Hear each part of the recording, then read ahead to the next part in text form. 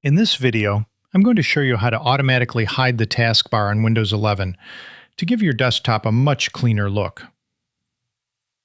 First, go ahead and right-click on any empty space on your taskbar, then select Taskbar Settings. Once the Settings window opens up, scroll down and click on Taskbar Behaviors. Right there, you'll see the option Automatically Hide the Taskbar. Just check that box and your taskbar will disappear instantly. Now, whenever you need it back, simply hover your mouse at the very bottom of the screen and it'll slide right up. You can also just press the Windows key to bring it up along with the Start menu. For those of you using a multi-monitor setup, you'll notice the Show My Taskbar on All Displays option becomes available.